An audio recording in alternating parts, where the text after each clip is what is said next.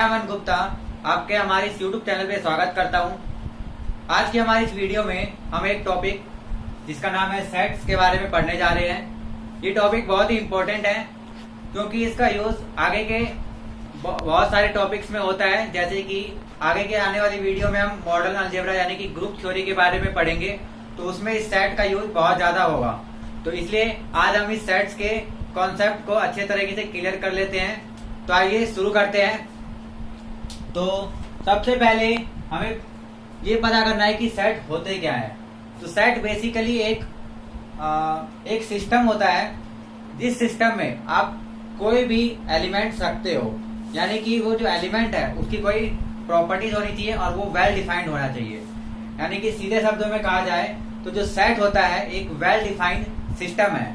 ठीक है, जैसे कि कुछ भी है, अगर आपने वोवल्स ले लिए, जैसे कि वोवल्स, तो वोवल्स कितने होते हैं टोटल? इंग्लिश के वोवल्स 5 होते हैं। तो वो होते हैं ए, ई, आई, ओ एंड यू। तो अगर इन पांचों एलिमेंट का एक सिस्टम बना दिया गया तो वो एक सेट कहलाएगा। और ये सेट क्या है? एक वेल डिफाइंड सेट है। यानी कि यहाँ पे जो जितने भी इनके एलिमेंट्स है वो सारे वेल डिफाइंड है, क्योंकि ये सारे के सारे एलिमेंट की एक खास प्रॉपर्टी है। और वो प्रॉपर्टी क्या है कि ये सारे के सारे वोवल्स होते हैं। तो सेट और कुछ नहीं है, बेसिकली एक सिस्टम है जिस सिस्टम में एलिमेंट्स आते हैं और वो एलिमेंट्स यानी जितने भी उसके एलिमेंट्स हैं सारे के सारे कोई एक खास प्रॉपर्टीज को फॉलो करते होंगे। ठीक है, तो सेट सिर्फ यही होता है और कुछ नहीं। तो इसमें जो सबसे मेन वर्ड होता है वो होता है वेल डिफाइंड। यानी कि ये जो वेल डिफाइंड वर्ड है ये सबसे इंपॉर्टेंट है सेट के लिए, क्योंकि अगर वेल डिफाइंड नहीं होगा तो वो सेट नहीं कहलाएगा। जैसे कि सिस्टम तो आप बहुत सारे ले सकते हो। जैसे अगर आपने बोल दिया कि बेस्ट क्रिकेटर्स, जैसे कि इस वर्ल्ड के जो बेस्ट क्रिकेटर्स है उसके सेट बनाओ, तो वो सेट नहीं बनेगा, क्योंकि बेस्ट क्रिकेटर कोई एक प्रॉपर्टी नहीं होगी। क्योंकि बेस्ट क्रिकेटर वो किस हिसाब से होगा कि वो कोई अच्छा बैट्समैन है, कोई अच्छा बॉलर है या अच्छा फील्डर है, या अलग अलग लोगों के हिसाब से अलग अलग प्लेयर्स बेस्ट होते हैं। तो उस हिसाब से वो जो सेट होगा या वो सिस्टम होगा वो वेल डिफाइंड नहीं होगा, तो इसलिए हम उसको सेट नहीं बोलेंगे।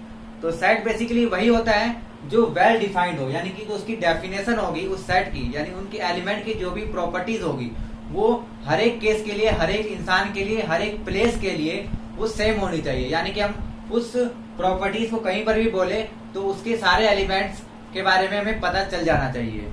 तो इसलिए ये जो वेल डिफाइंड होता है ये एक तरह से रिलेट करता है सेट से। ठीक है, तो कोई भी एक ऐसा सिस्टम जो वेल डिफाइंड हो वो क्या कहलाता है? सेट कहलाता है। ठीक है, अब आते हैं बारी सेट को लिखने के। तो सेट को लिखने के दो तरीके होते हैं। एक होता है रोस्टर फॉर्म और दूसरा होता है सेट बिल्डर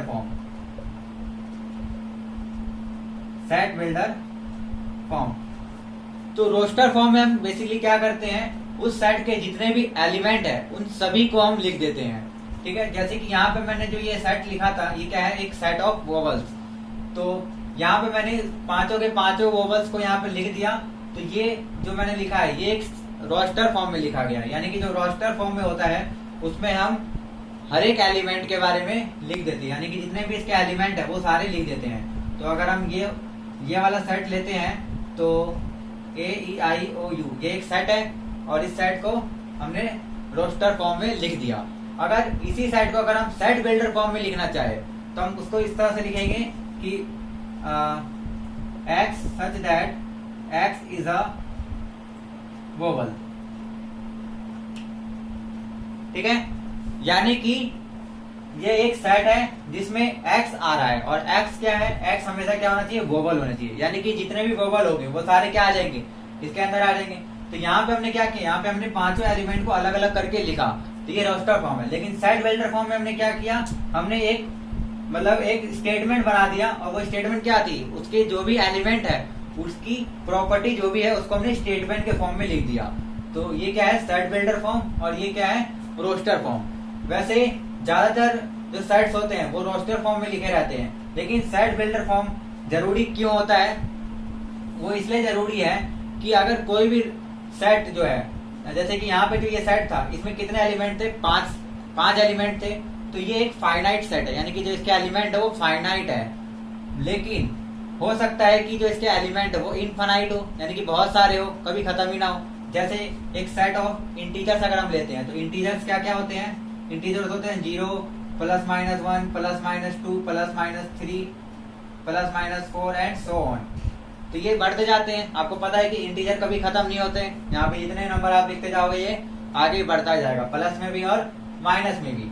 तो ये जो एक सेट है इसको आपने रोस्टर फॉर्म में इस तरह से लिखा, लेकिन रोस्टर फॉर्म में ये वेल डिफाइंड नहीं हुआ, क्योंकि यहाँ पे हमने हर एक एलिमेंट को मतलब नहीं लिख पा रहे हैं। तो ये इस फॉर्म में आप लिख सकते हैं, लेकिन दूसरा तरीका क्या है, उसको सेट बिल्डर फॉर्म में लिख देने का। सेट बिल्डर फॉर्म में बस हमें यहाँ पर क्या करना है, x such that x is a integer, और इंटीजर का साइन क्या होता है, जेड होता है। ठीक है, तो आप जेड भी लिख सकते हैं, यहाँ पर इंटीजर करके भी लिख सकते हैं। ठीक है, समझ में आया। यानी कि सेट बिल्डर फॉर्म इसलिए जरूरी होता है ताकि हम इनफाइनाइट सेट्स को, यानी कि जिसमें इनफाइनाइट एलिमेंट्स होते हैं, उनको आसानी से डिफाइन कर सके। उनके जो भी एलिमेंट्स हैं उसको आसानी से हम एक प्रॉपर्टी के रूप में या एक स्टेटमेंट के रूप में लिख देते हैं, तो वो सेट बिल्डर फॉर्म होता है। तो ये रोस्टर फॉर्म है और ये सेट बिल्डर फॉर्म है। और भी कुछ एग्जांपल्स है इनफाइनाइट सेट्स के, जैसे कि सेट ऑफ रैशनल नंबर। तो रैशनल नंबर क्या होते हैं, रैशनल नंबर तो बहुत सारे नंबर होते हैं। तो यहाँ पर कुछ भी 2-4 नंबर ऐसे लिख दो। तो इस सेट से, यानी कि अगर हमने सेट ऑफ रैशनल नंबर को रोस्टर फॉर्म में लिखा तो ये ठीक से डिफाइन नहीं हुई। क्यों? क्योंकि जो रैशनल नंबर होती है उनकी एक सीक्वेंस नहीं होती है। जिस तरह से इंटीजर्स की तो एक सीक्वेंस है कि ये 1-1 इंक्रीज होते जाते हैं, लेकिन रैशनल नंबर में ऐसा नहीं होता। रैशनल नंबर तो आगे पीछे छोटे बड़े इसका कोई डिफाइन नहीं है। तो रैशनल नंबर को आप रोस्टर फॉर्म में नहीं लिख सकते हैं, क्योंकि इसमें आप क्या कर सकते हैं, 2-4 टर्म लिख सकते हैं रैशनल नंबर के, लेकिन वो किससे बड़ा है या किससे छोटा है तो हमें पता नहीं। अब 0 के बाद 1/2 ऐसा जरूरी नहीं कि 0 के बाद 1/2 आए। 1/4 जो है वो इससे छोटा है, और 1/4 भी इससे 1/4 से भी छोटा 1/8 है। तो इस तरह से हम डिफाइन नहीं कर सकते कि हम इनको इंक्रीजिंग ऑर्डर में लिख रहे हैं और ऐसे सो ऑन। तो इसको हम रोस्टर फॉर्म में नहीं लिख सकते। तो इसके लिए सेट बिल्डर फॉर्म की जरूरत पड़ती है। तो यहाँ पर हम क्या कर सकते हैं, x such that x is a rational number. तो इससे क्या हो गया, इससे यहाँ पे इस सेट के सारे एलिमेंट डिफाइन हो गए, यानी कि इसमें जितने भी एलिमेंट आएंगे वो कहां से आएंगे, रैशनल नंबर से आएंगे। भले ही वो कोई से भी हो, छोटे हो बड़े, उससे फर्क नहीं पड़ता। लेकिन यहाँ पे हमने सारे एलिमेंट की जो एक खास प्रॉपर्टी थी वो हमने लिख दी कि वो क्या है, वो रैशनल नंबर है। तो ये सेट बिल्डर फॉर्म है और ये रोस्टर फॉर्म है। तो आप ये नोट करिए, हम आगे और पढ़ते हैं। तो आपने देखा सेट को हम 2 तरीके से लिख सकते हैं, रोस्टर फॉर्म और सेट बिल्डर फॉर्म। एक और जरूरी बात कि जब हम किसी भी सेट को रोस्टर फॉर्म में लिखे, तो जैसे कि आपने शुरू में लिया था सेट ऑफ वोवेल्स, तो सेट ऑफ वोवेल्स को हमने ये लिखा था। तो इसमें जरूरी नहीं है कि जो इनके ऑर्डर हो वो इस तरह से ही हो, क्योंकि मतलब इसके जो ऑर्डर है वो हम अलग तरीके से लिख सकते हैं। यानी कि इसी सेट को हम इस तरह से भी लिख सकते हैं। ठीक है, यानी कि ये जो एलिमेंट्स है, जितने भी एलिमेंट्स है, जरूरी नहीं है कि कौन सा एलिमेंट पहले आएगा, कौन सा बाद में आएगा, कौन सा छोटा है, कौन सा बड़ा है, उससे फर्क नहीं पड़ता। जितने भी एलिमेंट्स है वो सारे होने चाहिए और कम से कम एक बार होने चाहिए, यानी कि एक से ज्यादा बार नहीं होने चाहिए। अगर यहाँ पे एक बार और ए लिख दिया जाएगा तो ये सेट नहीं कहलाएगा, क्योंकि यहाँ पे ए 2 बार हो गया है। तो यानी कि जो सेट बिल्डर फॉर्म होता है, सॉरी रोस्टर फॉर्म जो होता है, रोस्टर फॉर्म में हम क्या करते हैं, जितने भी एलिमेंट्स हैं उनको सिर्फ एक बार ही लिखते हैं, और उनका जो ऑर्डर है वो कोई फिक्स नहीं है। ऑर्डर हम चेंज कर सकते हैं, यानी आगे पीछे करके अगर हम इसको लिखे, यानी कि ये जो सेट है और ये सेट है, ये दोनों सेट एक ही है, दोनों अलग अलग सेट नहीं है, यानी कि इनके ऑर्डर से कोई फर्क नहीं पड़ता है। और बात है सेट बिल्डर फॉर्म की, तो सेट बिल्डर फॉर्म तो हम एक ही तरीके से लिख सकते हैं, यानी कि जो स्टेटमेंट है, बट उस स्टेटमेंट को भी हम अलग अलग तरीके से मॉडिफाई कर सकते हैं। जैसे कोई भी एक स्टेटमेंट उसको आप चेंज करके दूसरा स्टेटमेंट बना सकते हैं, लेकिन ध्यान रखना होगा कि जो उस एक्स की प्रॉपर्टी, यानी जो उसके एलिमेंट की प्रॉपर्टी वो चेंज नहीं होनी चाहिए। ठीक है, तो ये था रोस्टर फॉर्म और सेट बिल्डर फॉर्म। अब आते हैं एलिमेंट के बारे में। जैसे कि ये मान लेते हैं कि कोई सेट एस है, ठीक है, हमने इसको एक नाम दे दिया एस। ध्यान रखें कि कोई भी सेट को अगर आप नाम देते हैं तो वो हमेशा कैपिटल लेटर में ही देंगे, और उसके जो एलिमेंट्स होंगे वो हमेशा क्या होंगे, स्मॉल लेटर में होंगे। या तो वो नंबर होंगे, अगर वो नंबर नहीं है, अल्फाबेट है, तो अल्फाबेट कैसे होने चाहिए, स्मॉल लेटर के होने चाहिए। ये बात आपको ध्यान रखना है कि जो उस सेट का सिंबल होगा या नाम होगा वो हमेशा कैपिटल लेटर में लिखा रहेगा और जो उसके एलिमेंट होंगे वो स्मॉल लेटर में लिखे रहेंगे। अब इस एलिमेंट्स की बात करें तो इसमें से कोई एक एलिमेंट अगर हमने उठा लिया जैसे ई, तो जो ई है वो इस सेट के अंदर बिलोंग कर रहा है, यानी इस सेट के अंदर वो है, तो हम इसको इस तरह से लिखते हैं, इस तरह से डेनोट करते हैं। यानी कि इसका मतलब क्या है कि ई बिलोंग्स टू एस। इसको हम क्या लिखेंगे, ई बिलोंग्स टू एस, यानी कि जो ई है एक एलिमेंट है और वो कहाँ पे बिलोंग कर रहे हैं, इस सेट एस के अंदर बिलोंग कर रहे हैं। इसी तरह से कोई से भी एलिमेंट, जितने भी एलिमेंट है वो क्या होंगे, इसके एस के अंदर बिलोंग होंगे। अब अगर मैं कोई एक एलिमेंट लिखता हूँ बी, तो आपको दिख रहा है कि यहाँ पर बी नहीं है, तो यानी कि बी जो है इस सेट के अंदर बिलोंग नहीं करता है। तो यहाँ पे हम ऐसे लिख सकते हैं कि B does not belong to S, यानी कि बिलोंग का निशान बना के उसको कट कर देना है। तो ये क्या है, डज नॉट बिलोंग का साइन है। तो यहाँ पे हम इसको इस तरह से लिख सकते हैं कि B does not belongs to S. ठीक है, तो ये बिलोंग और ये डज नॉट बिलोंग के साइन थे। तो ये आपको समझ में आया होगा। अब आते हैं एक नई टर्म जिसका नाम है सबसेट। तो आइए देखते हैं कि सबसेट क्या होते हैं। सबसेट, तो सेट से ही एक नाम बनता है सबसेट। तो बेसिकली सबसेट भी एक तरह का सेट ही होता है और इस सेट की खास बात क्या होती है कि ये किसी दूसरे सेट का सबसेट होता है, यानी कि सबसेट कभी भी अकेला नहीं होता है। सबसेट लिखा हुआ है तो इसका मतलब इसके ऊपर कोई एक और सेट होगा जिसका ये सबसेट है। ठीक है, तो अब ये जो सबसेट है वो किस सेट का सबसेट होगा और जो सबसेट है वो सेट से किस तरह से रिलेट कर रहा है वो देखते हैं। तो हम एक एग्जांपल के फॉर्म में इसको देख लेते हैं। जैसे कि अगर कोई भी एक सेट मैंने ले लिया, बेसिकली हम कुछ नंबर्स ले लेते हैं। जैसे कि एक सेट मैंने ए लिया, इसमें 1 2 3 4 एंड 5, इसके अंदर टोटल 5 एलिमेंट्स है और वो एलिमेंट क्या है 1 2 3 4 एंड 5। अब एक दूसरा सेट लेता हूँ बी और इसके अंदर जो एलिमेंट है वो है 1 2 एंड 3। ये दोनों ही सेट है, बट यहाँ पर जो खास चीज देखने को मिल रही है वो ये है कि जो बी में जो एलिमेंट्स है, बी में एलिमेंट्स क्या है 1 2 एंड 3, वो सारे के सारे एलिमेंट्स कहाँ पे हैं, ए पे है। ठीक है, यानी कि बी के जितने भी एलिमेंट है वो सारे ए के अंदर है। तो इसका मतलब क्या होगा कि जो बी है वो ए का सबसेट बन जाएगा। ठीक है, क्योंकि सबसेट भी अपने आप में एक सेट होता है, तो ये वेल डिफाइंड होना चाहिए, यानी इसके सारे एलिमेंट क्या होती है, वेल डिफाइंड होने चाहिए। तो यहाँ पे ये 1 2 3 वेल डिफाइंड है क्योंकि ये तीनों नंबर्स है। तो हम ऐसे लिख सकते हैं कि natural number which belongs to 1 2 3, इस तरह से लिख सकते हैं हम इनको, मतलब इसको एक स्टेटमेंट के फॉर्म में या एक प्रॉपर्टी के फॉर्म में हम लिख सकते हैं। तो ये एक सेट है और इसके सारे एलिमेंट कहाँ पे आ रहे हैं, दूसरे सेट ए में आ रहे हैं। तो इसको हम इस तरह से लिखेंगे कि B is a subset of A, और इसको सिंबल के फॉर्म में अगर हम लिखते हैं तो इस तरह से लिख देते हैं कि B is a subset of A।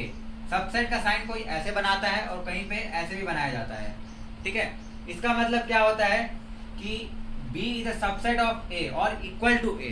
ठीक है, लेकिन इसका मतलब क्या है कि B is a subset of A, equal है या नहीं है इसके बारे में हमें नहीं पता। लेकिन अगर ये लिखा हुआ है तो इसका मतलब कि वो सबसेट भी हो सकता है या फिर उसके इक्वल भी हो सकता है, दोनों ही हो सकते हैं। ठीक है, तो कुछ जगहों पे सिर्फ इसका साइन का यूज किया जाता है और कुछ जगहों पे इस साइन का यूज किया जाता है। तो आप कंफ्यूज मत होइएगा, आपके बुक में जो भी साइन दे रखा है आप उस साइन के हिसाब से इस प्रोसेस को कर सकते हैं। तो बेसिकली ये सिंबल है कि B is a subset of A। जब भी ऐसा लिखा हुआ रहेगा यानी कि इस साइड का जो भी सेट होगा उसके सारे के सारे एलिमेंट कहाँ पे होने चाहिए, इस सेट के अंदर होने चाहिए। इसका मतलब एक ही है कि जो A है वो B से हमेशा क्या होगा, बड़ा होगा या फिर उसके इक्वल होगा।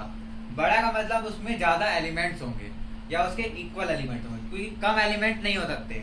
अगर A में कम एलिमेंट हुए तो B का कोई ना कोई एलिमेंट ऐसा रह जाएगा जो A में नहीं है, क्योंकि उसमें कम एलिमेंट है।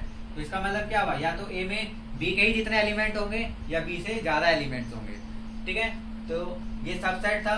सबसेट आपको समझ में आ गया होगा अच्छे से बेसिकली। और ये कुछ भी नहीं है, एक सेट से होता है और ये कुछ खास सेट होते हैं कि ऐसे सेट जिसके सारे एलिमेंट किसी दूसरे सेट में बिलोंग कर जाए, यानी कि बी के सारे एलिमेंट कहाँ होते हैं, ए के अंदर बिलोंग करते हैं। तो बी क्या होगा, ए का सबसेट होगा। तो ये समझ में आया आपको, आप इसको नोट कर लीजिए।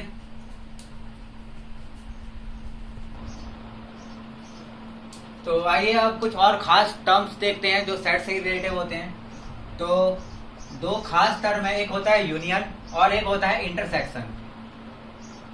इंटरसेक्शन तो ये दोनों होते क्या है, या ये देखते हैं। तो यूनियन का बेसिकली मतलब होता है सम और इंटरसेक्शन का मतलब होता है डिफरेंस। ठीक है, डिफरेंस इंटरसेक्शन को बेसिकली डिफरेंस नहीं बोलते, हम कॉमन बोल सकते हैं। ठीक है, अब होता क्या है कि कोई भी सेट है, कोई दो सेट दिए हुए रहेंगे। जैसे हम एग्जांपल के फॉर्म में ले लेते हैं, एक सेट ए है जिसके अंदर एलिमेंट है 1 2 3 1 2 3 और एक दूसरा सेट है बी, इसके अंदर है 2 3 4। ठीक है, यानी कि इसके अंदर भी 3 एलिमेंट है और इसके अंदर भी 3 एलिमेंट है। तो इसमें कितने भी एलिमेंट हो सकते हैं। अगर हमें ए और बी का यूनियन निकालना है तो यूनियन का जो सिंबल होता है वो ये होता है, मतलब हम इसको यू की तरह बनाते हैं। ठीक है, तो ये क्या है, ए यूनियन बी। अगर हमें इन दोनों का यूनियन करना है तो इसका मतलब क्या करना है, इन दोनों को सम करना है। अब जो सेट होते हैं वो सम किस तरह से होते हैं, सम का मतलब यहाँ पे प्लस से नहीं होता। सम का मतलब हो रहा है कि यहाँ पे जितने भी एलिमेंट्स है उन सबको एक साथ लिखना। ठीक है, यानी कि इसमें जितने एलिमेंट है और इसमें जितने एलिमेंट है उन सबको यहाँ पर लिख देना। अब यहाँ पर ये भी देखना है कि कोई ऐसा एलिमेंट भी हो सकता है कि जो इसमें भी हो इसमें भी हो, तो उसको हम 2 बार नहीं लिखेंगे, उसको हमेशा हम एक बार ही लिखेंगे। क्यों, क्योंकि जो सेट होता है उसमें हम कोई भी एलिमेंट सिर्फ एक बार लिखते हैं, एक से ज्यादा नहीं लिखते हैं। और ए यूनियन बी जो आएगा वो अपने आप में एक सेट होगा, तो इसलिए हम वहां पे कभी भी एक एलिमेंट को 2 बार नहीं लिखेंगे। तो ए यूनियन बी का मतलब क्या हुआ कि ए के पहले सारे एलिमेंट लिख लेते हैं। तो ए में क्या क्या एलिमेंट है, 1 2 एंड 3। अब बी का एलिमेंट क्या क्या है, बी का एलिमेंट है 2 3 एंड 4, लेकिन 2 और 3 पहले से यहाँ पे लिखा गए हैं, तो इसलिए 2 और 3 को दोबारा से यहाँ पे लिखने की जरूरत नहीं है। तो बस 2 और 3 को छोड़ के बचा गया यहाँ पे 4, तो यहाँ पे क्या आ जाएगा 4। तो इससे ये क्या निकल गया, ए और बी का यूनियन निकल गया। यानी कि ए में जितने एलिमेंट थे और बी में जितने एलिमेंट थे उन सबको हमने यहाँ पे एक साथ लिख दिया, उन सबका सम कर दिया। तो दो सेट का सम बेसिकली यही होता है, ना कि उनके एलिमेंट को ऐड करना, बल्कि जितने भी उनके एलिमेंट्स है उन सबको एक साथ लिख देना। लेकिन हर एक एलिमेंट कितनी बार होना चाहिए, सिर्फ और सिर्फ एक बार होना चाहिए। तो ये था यूनियन।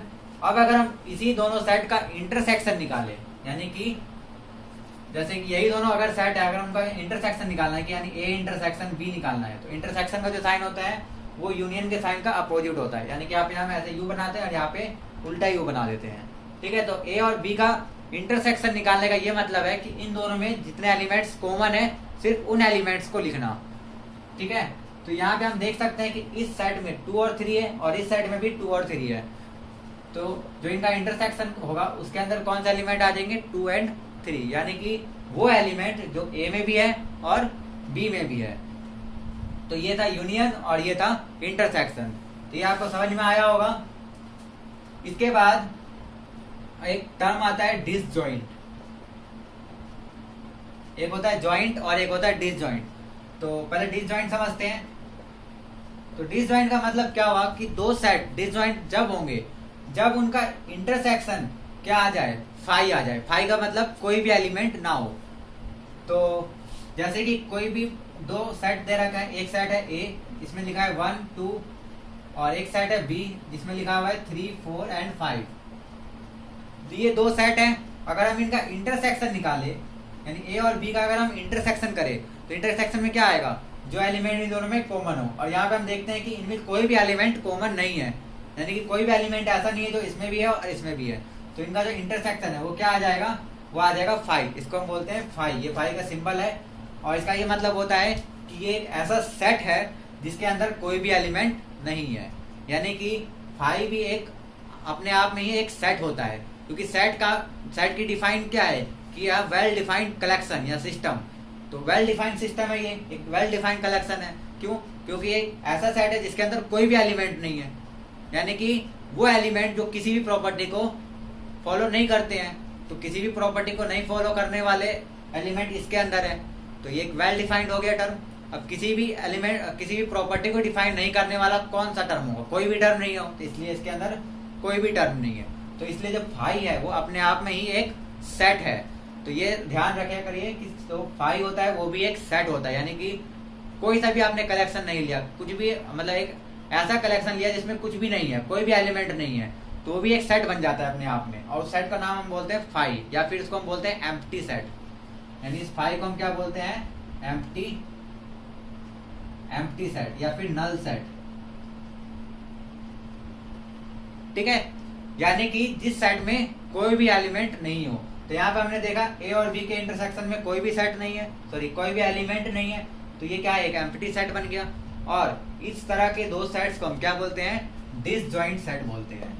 यानी कि ये दोनों सेट क्या है, डिसजॉइंट है, यानी जॉइंट नहीं है आपस में। और जॉइंट सेट क्या होंगे, जिनमें कुछ ना कुछ कॉमन हो जाएगा। जैसे यहाँ पे ए और बी का हमने इंटरसेक्शन निकाला, तो इसमें दो एलिमेंट आ गए, तो कम से कम एक एलिमेंट होना चाहिए। यानी कि कोई भी दो सेट जॉइंट तब होंगे जब उनके इंटरसेक्शन में कम से कम एक एलिमेंट हो, तो वो क्या कहलाएंगे, जॉइंट सेट कहलाएंगे। और डिसजॉइंट जिसमें एक भी एलिमेंट कॉमन ना हो। तो ये आपको समझ में आया। इसको आप वेन डायग्राम से अच्छी तरह से समझ सकते हैं, जॉइंट और डिसजॉइंट का मतलब क्या होता है। वेन डायग्राम जो होता है, वेन डायग्राम बेसिकली हम कई सारे फॉर्मूलों को प्रूव करने के लिए यूज करते हैं। यहाँ पे जैसे मैंने एक सेट लिया ए और बी, इसमें जो ये एक रेक्टेंगल बना है, ये यूनिवर्सल सेट को डिनोट करता है। ये क्या है, एक यूनिवर्सल सेट। इस यूनिवर्सल सेट में क्या आता है, सारे नंबर्स, यानी कि जितने भी नंबर्स है वो सारे के सारे इसमें आ जाता है। अगर हम नंबर्स के केस में ले रहे हैं, तो अगर हम सिंपल कोई भी ऐसा सेट ले रहे हैं, तो उसमें कोई भी एलिमेंट, यानी दुनिया भर के जितने भी एलिमेंट्स है वो सारे के सारे यूनिवर्सल सेट के अंदर आ जाते हैं। अब इसमें ए और बी की बात अगर करें, तो एक कोई ना कोई एक सेट होगा ए और एक सेट होगा इसमें कोई ना कोई बी। तो अगर ए और बी डिसजॉइंट है तो वो कुछ इस तरह से होंगे, यानी कि दोनों अलग अलग होंगे। ये ए है और ये बी है। ये कौन से केस के लिए, इस केस के लिए। यानी इस ए में क्या क्या है, 1 और 2, और बी में क्या है, 3, 4, 5। तो ये डिसजॉइंट है, यहाँ पे दिखाई दे रहा है। लेकिन अगर ये जॉइंट हुए, तो जॉइंट के लिए किस तरह से दिखाई देगा, जॉइंट में ये दोनों जॉइंट हो जाएंगे, यानी इस तरह से ये दोनों मिल जाएंगे। और इसमें एक पोर्शन आएगा, ये वाला जो कॉमन पोर्शन है, यानी कि इस सर्कल का भी है ये पोर्शन और इस सर्कल का भी ये पोर्शन है। तो इस पोर्शन को ही हम बोलते हैं इंटरसेक्शन। ठीक है, यानी इंटरसेक्शन में जो भी एलिमेंट आ रहे हैं वो इसी पोर्शन के अंदर होते हैं, यानी इसी हिस्से में ये जो कॉमन एलिमेंट्स है वो आते हैं।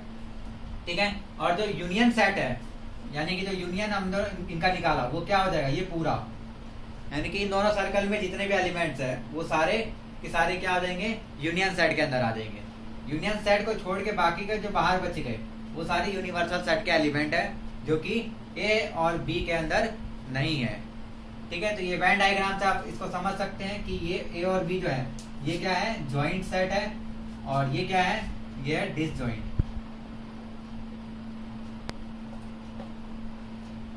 तो जॉइंट डिसजॉइंट आपको अच्छे से समझ में आया होगा, सेट आपको समझ में आया होगा, roster form, set builder form, union, intersection, इन सब के बारे में आज हमने पढ़ा। तो आज की हमारी वीडियो में सिर्फ इतना ही। अगर इन सब टॉपिक के हिसाब से कोई भी छोटे से भी छोटे अगर आपको डाउट है, उसको और अच्छे से एक्सप्लेन करने की कोशिश करेंगे। तो आज की हमारी वीडियो में सिर्फ इतना ही। अगर आपको ये वीडियो पसंद आई हो तो प्लीज लाइक करें, और अगर आप हमारे इस चैनल पे नए हो तो प्लीज सब्सक्राइब करें और बेल आइकन को दबाना ना भूलें, जिससे कि आपको आने वाली वीडियो की नोटिफिकेशन मिलते रहे।